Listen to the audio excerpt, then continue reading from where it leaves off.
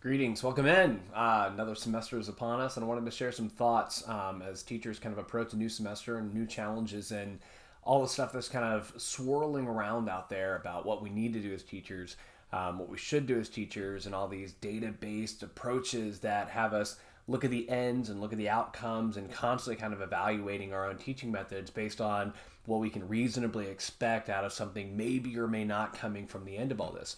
And I think some of that analysis is somewhat foolish because what we're doing in education right now is we're trying to effectively predict the outcome of unpredictable variables, which are our students. Our students are coming from lives and circumstances that we can't possibly understand and we can't possibly predict. So while a lot of people are in the field trying to come up with the perfect solution, the perfect combination of elements to throw in every classroom to guarantee every student will be successful, I hesitate to accept that methodology. I think what we need to do as teachers is we need to go back to the basics of teaching and focus on the teacher.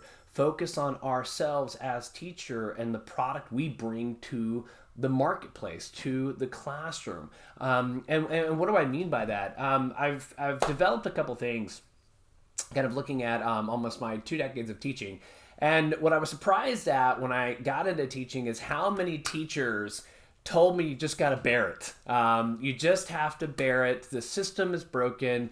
The students are complicated. The standards are dropping. You just have to bear it. And so I had some fun with this. And I took that concept of bear it and I added an acronym to it. And so generally speaking, I think a lot of teachers kind of approach their teaching environment like this. They bear it. They buttress their credentials. They expect mediocrity from their students. They accommodate, far beyond what would be reasonable in many cases until they retire. There's so many times where I've talked to teachers that are like, hey, I've got 5 more years. I've got 8 more years. It's like this countdown that we really stopped enjoying teaching at some point, and we just can't wait to get to that retire.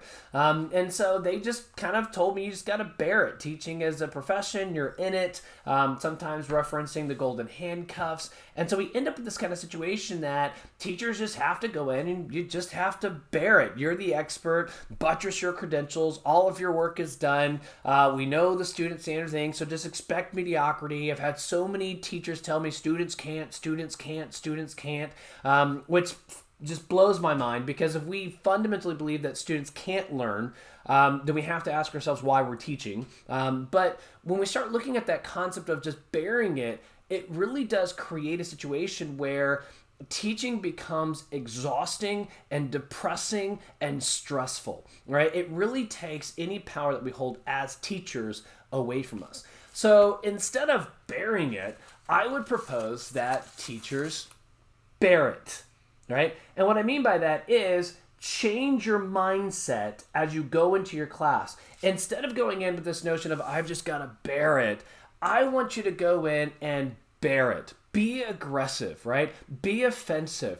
Go in there and bolster your value as a teacher, right? What are you doing as a teacher to give your students somebody that they could reasonably want to become, right? Some of our best teachers, they weren't great teachers because they communicated effectively to us or they showed empathy on us. They were great teachers because on some subconscious level, we could see ourselves becoming them, right? The great teacher gives us a model of something we would reasonably be okay becoming, something to pursue, something to chase after.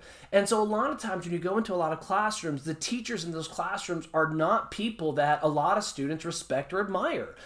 They're teachers that come in with a lot of problems, a lot of issues, a lot of anxiety. They change on a daily basis based on what their emotion is. They've got stress outside, stress inside. And so what I argue is, I'm not saying that that's bad. I'm saying that if we're going to be effective teachers, then sometimes instead of just going to work and just bearing all of this, we become intentional on bettering ourselves and bolstering our value. taking care of the things we can take care of. And so specifically, and when I talk about bolstering your value, you could look at that as another BEAR acronym. Take care of your body, right? Take care of your body. Eat right, drink right. These things are things we know causes either a much healthier outlook on life or a much more depressing outlook on life. So based on what we're eating and what we're drinking, our environment, cleaning up our workspaces, cleaning up our homes, clearing out the clutter in our lives can dramatically eliminate a lot of stress that we tend to hold on to, we tend to bear, but we can do something about that. Our abilities, taking on a new task, learning something new, reading new books, reading new subjects, learning new languages, expanding your mind and expanding your abilities, learning how to cook, learning how to dance. These things are things that speak life into us as a human being. These are things that bring us and remind us that there is life in us and that life wants to get out, which then translates into the classroom. If we don't learn new things and we forget what it is like to learn, and that piece of us that wants to learn, that wants to engage, begins to kind of fall away at some point. And so we have this kind of our body, our environment, our abilities, and our relationships. Take care of your relationships. Your spouse must come before your classroom.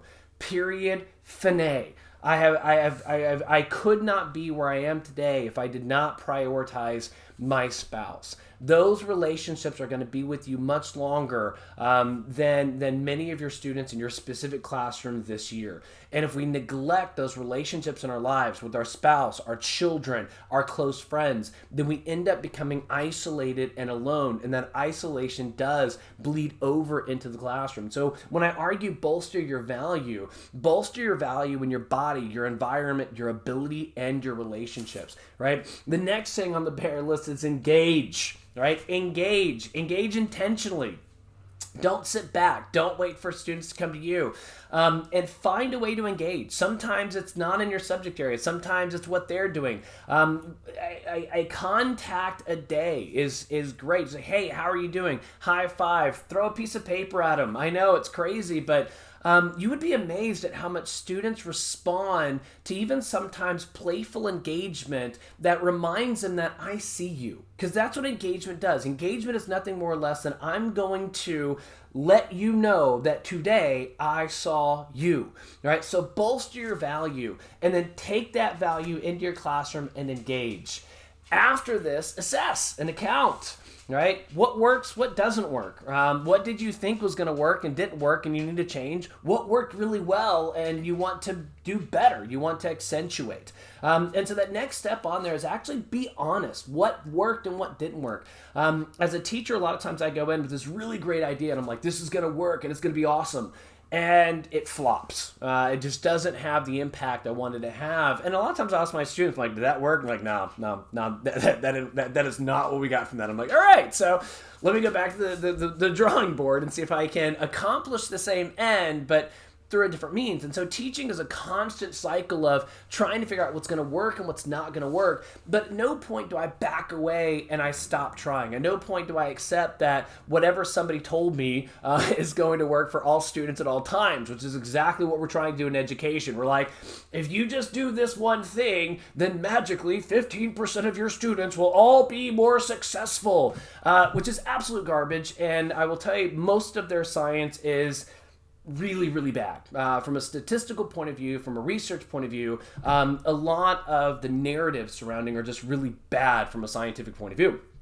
So, as a teacher, you have to take back that expertise in your classroom. You know your students, you know what's working, what's not working, and if you're not having some honest reflection and assessment with yourself, right, then you are kind of leaning on somebody else's guidance that has no idea who your students are and how they're interacting in your classroom. The last R in the new BEAR is relax. Take some time, pull away, right? Like I said, do something outside of the classroom, church, nonprofit, learn to go do something else. Give your brain kind of a rest in the periods where we have off. Put work away. And then when you come back to it, bolster your value. figure out what you can do better that semester, and then move on. So all I'm doing is I'm humbly proposing that instead of this idea of buttressing your credentials, expecting all of our students just to kind of give us a mediocre response, accommodate just to get them up to passing until you retire. All right, I humbly propose that we as teachers begin bearing it, bolstering our value as teachers, engaging intentionally and deliberately with our students, assessing honestly what works and what doesn't work, and being intentional in our ability to relax. All right? I wish you all the best. Appreciate all the viewership. I know, selfish. Like, share.